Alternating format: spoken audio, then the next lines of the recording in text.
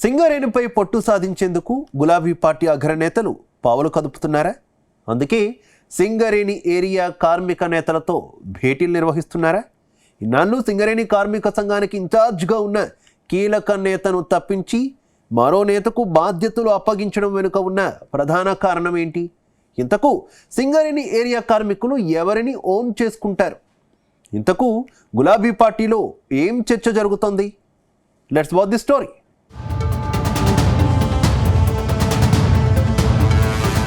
తెలంగాణలో సింగరేణి కోల్ బెల్ట్కు అత్యంత ప్రాధాన్యత ఉంటుంది.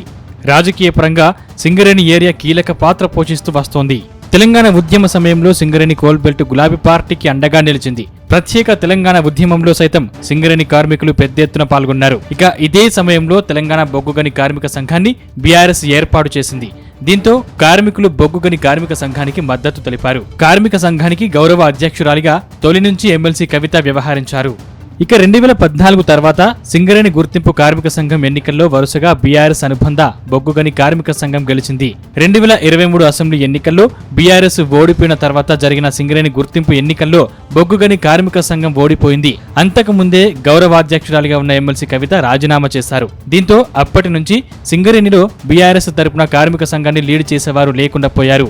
సింగరేణి బొగ్గు గనుల వేలాన్ని వ్యతిరేకిస్తూ కేటీఆర్ బొగ్గుగని కార్మిక సంఘం నేతలతో సమావేశాన్ని నిర్వహించారు. పార్టీ తరపున నిరసన తెలిపారు.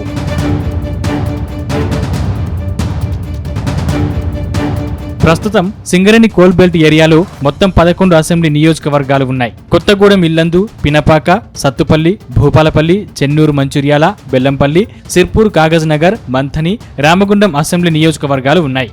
ఈ 11 అసెంబ్లీ స్థానాల్లో 2018 ఎన్నికల్లో సగానికి పైగా బీఆర్ఎస్ ఓడిపోయింది. ఇక 2023 అసెంబ్లీ ఎన్నికల్లో మొత్తం 11 అసెంబ్లీ స్థానాల్లో బీఆర్ఎస్ ఓడిపోయింది. దీంతో తిరిగి సింగరేణి కోల్ బెల్ట్ ఏరియాలో పట్టు సాధించాలంటే బొగ్గుగని కార్మిక సంఘాన్ని బలోపేతం చేయాలని బీఆర్ఎస్ డిసైడ్ అయినట్లుగా తెలుస్తోంది. అందులో భాగంగా సింగరేణి కార్మిక సంఘం నేతలతో కేటీఆర్ భేటీ అయినట్లుగా చర్చ జరుగుతోంది.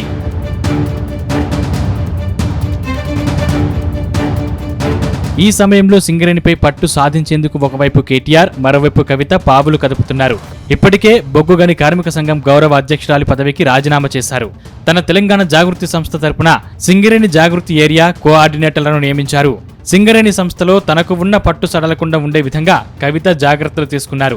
బీఆర్ఎస్ వర్కింగ్ ప్రెసిడెంట్ కేటీఆర్ సైతం సింగరేణిపై ఫోకస్ చేశారు. తెలంగాణ భవన్లో బొగ్గుగని కార్మిక సంఘం నేతలతో భేటీ అయ్యి పార్టీ పరంగా అండగా ఉంటామని భరోసానిచ్చారు. బొగ్గుగని కార్మిక సంఘానికి ఇన్ఛార్జిగా మాజీ మంత్రి కొప్పుల ఈశ్వర్ను నియమించారు. సింగరేణి కార్మిక సంఘంలో తన ముద్ర ఉండే విధంగా కేటీఆర్ ప్లాన్ చేస్తున్నారు. ఏది ఏమైనా గతంలో బొగ్గుగని కార్మిక సంఘం గౌరవ అధ్యక్షురాలిగా కవిత, పార్టీ వర్కింగ్ ప్రెసిడెంట్ హోదాలో కేటీఆర్, ఇద్దరిలో ఎవరు సింగరేణి సంస్థపై పట్టు సాధిస్తారు, కార్మికులు ఎవరికి మద్దతు తెలుపుతారో చూడాలి.